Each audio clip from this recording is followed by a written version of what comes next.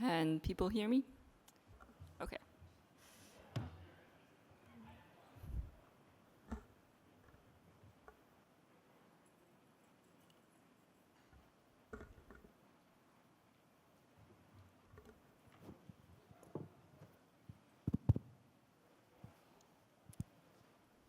There we go. All right. So hello, everyone. Thank you for coming. Today I'm going to talk about Nipoppy, which is a framework for the organization and decentralized processing of neuroimaging clinical studies. So for some context, this project started because within our lab, we had to process several different neuroimaging datasets from clinical cohorts in the same way, using the same processing pipelines, so that we would be able to use the pipeline derivatives and pull them together for some analysis downstream. And while doing so, we quickly realized that datasets can be very messy, and especially organizing and processing these datasets is very time-consuming, or at least can be very time-consuming, and error-prone, and involves a lot of manual work. And we thought maybe we can make this a little bit better. So in particular, we thought, how can we organize and process data in a consistent manner and reproducible manner to avoid a lot of downstream headaches? Basically, we learned from our errors and tried to come up with something that would help potentially other people. So this is how we developed what we are calling the Nipoppy framework, which consists of several different things. But first and foremost, it is a protocol for best practices in organizing and processing neuroimaging clinical datasets. And in particularly, we want to make datasets fair. So for those of you who are not aware, FAIR stands for findable, accessible, operable, and reusable. So this protocol consists of a few different steps, but basically we start right after the point of data capture. So we take data as they are, and this is because we usually deal with retrospective data, so it is too late to change how the data was acquired. And so we can use imaging data can come in different formats, DICOMs, NIFTs, and non-imaging data can also be stored, depending on the study, in Excel files, in CSVs, or in some database things like REDCap. And so then we want to organize data, both imaging and non-imaging data, in a standardized manner. So for imaging data, we convert it into bits in brain imaging data structure. And we also extend bits so that our data set can accommodate for types of data that are not fully specified in bits, for example, tabular phenotypic data. And we also give a little bit more precise guidelines and specifications for example, derivatives data, which are also not fully specified in bits. And so once data are organized, then the next step is to process them. So for this, we want to use reproducible environments and parameters. So here for reproducible environments, we encourage and recommend the use of software containers. And also for parameters, we use this framework called boutiques, which is this logo here, which basically allows us to abstract away from details of specific runtime arguments for pipelines by putting them into JSON files, which can be saved and versioned and referred to later after processing is done. So basically, parameter recording, kind of. And then once data are processed, then we want to track, or we want to know whether or not pipelines have been run successfully for specific participants and specific sessions. So this, we have developed what we call trackers that will go for this pipeline, for this version of this pipeline. Do I have all of the output files, or at least the output files that I care about? Do they exist? And then just store them in a tabular file that can be easily looked at, referred to later on.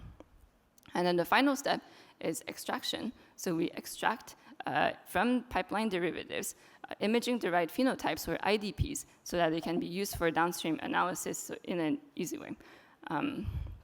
So to summarize, this protocol goes from raw scanner data to extracted IDPs. And also, as a bonus, we have developed a web dashboard that can be accessed publicly here at digest.neurobagel.org to easily visualize imaging data availability and also non-imaging data. And I'll briefly show an example of this a little bit later in the presentation. So because we are also telling people how to organize and how to name their files or directories, Nipoppy is also can be considered a data organization specification.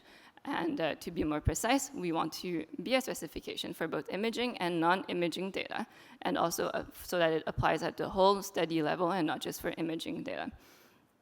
And finally, we have developed a set of software package with a set of tools, to work within this framework. And I'll go over that soon. So here is just a demo of this web dashboard. So we upload a CSV file that is output by the trackers that we run. But any CSV file formatted in a specific format would work. And this is for a Parkinson's data set that we work with in the lab. And then you can see for each pipeline version, how many success, how many incomplete, et cetera, by pipeline version and by session. All right. So what does this look like concretely? The Nipoppy tools are a command line interface that can be installed as a Python package. And when you have a study that you want to organize process with Nipoppy, then you start by first initializing an empty data set, or a data set populated with empty subdirectories. And then you put whatever raw data you have into specified directories. And then also, we have two different configuration files. So the first one is manifest.csv, which is a listing of unique participant and session IDs that have data in this study. And this may seem very obvious, but this doesn't happen, and it's sometimes even really hard to even know for this data set what participants have tabular data, what participants have imaging data, what kind of imaging data they have. And then the other file is the global config, which is a JSON file with details about the analysis that we want to run, and also the configuration for the different pipelines. And so in this Scratch directory, we put the raw data as they come. So this is usually very much not standardized, just however the study decided to organize their data, and it can be quite messy. So the first step with Nipoppy is to reorganize its data into a slightly more workable format. So here, for people who are familiar with BIDS, and you will notice that the subject and session directory nesting is very similar to BIDS, but that's kind of where we stop, because in the form we don't specify file names and things. So because sometimes it's still DICOM, sometimes it's Nifty, and we don't need to go to that level of detail. The next step is to run the actual BIDS conversion. So also to clarify, with Nipoppy, we don't develop BIDS converters, and we don't develop processing pipelines, because those already exist, and if people want to develop their own ones, then that's also fine. But instead, we come up with a way so that with any or most pipelines, most BIDS converters, and you can run them in very similar manner using Nipoppy. And here's where this JSON configuration file comes, is kind of, this is what we use to specify command line arguments to the pipeline.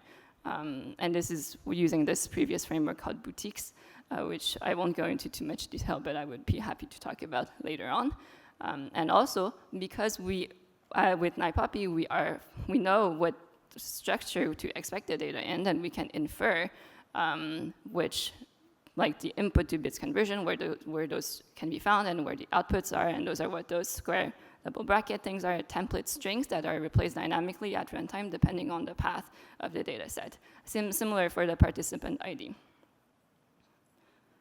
And after that, for running the processing parameters, it's very similar. Here also we use boutiques, and it is a very flexible framework, so that if someone writes a script and say, this is the script that I want to apply to my data to run my processing pipeline, then they can fairly easily include this into Nipoppy and use Nipoppy to run that, because anything that can be run on the command line basically can be run with boutiques, and then also by Nipoppy.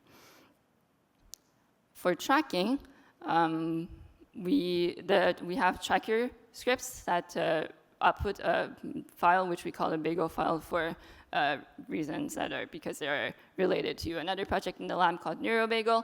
So the tracker output a file. They have this for each participant, for each session, for each pipeline and pipeline version, and what is the processing status? Do I have all of the files that I expect? Do I have only some of them? Do I have none of them? And this is the input file to the dashboard that I showed earlier on. And then finally, for extractors, so extractors can, for example, aggregate all the tabular or ROI values across different participants and sessions, put them in a nice file that can be used for downstream analysis, or do things like apply some computations on pipeline outputs and then store them in other files. That makes it also easier to load for statistical analysis or machine learning or whatever the analysis is going to be. And for extractors, we are thinking of making this a more community-based effort because a lot of people have different use cases. And so if you can have some framework for community-contributed extractor scripts that have maybe some sort of standardization in terms of inputs and output structures, our hope is that people can contribute to this and then contribute to pipelines and things like that. All right, so I'm nearing the end of my talk. So for the takeaways, is that Nipoppy is a framework that combines existing tools, so BIDS, Apptainer Container Engine, and boutiques, and makes it somewhat easier for users or for neuroimagers to use these tools. And then if you use Nipoppy, then what you get would be for standardized organization and workflow for both imaging and non-imaging data. You would have an easy way to run in a reproducible manner different processing pipelines. And again, I want to emphasize the flexibility that is really important to us. And then there is pipeline output tracking and also IDP extraction.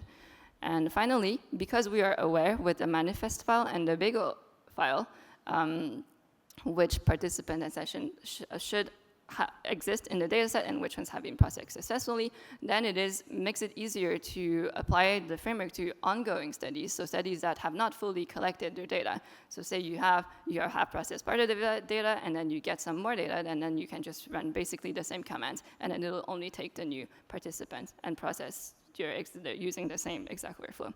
And here, actually, finally, is that this, because it is just a locally installed lightweight package, this can help for decentralized processing. For example, for if you have a data set that for data governance reason cannot be uploaded to a third-party location, especially I'm thinking of like consortium kind of settings, but if still you have separate processing that still is very consistent, and they can make it easier to do multi-site studies.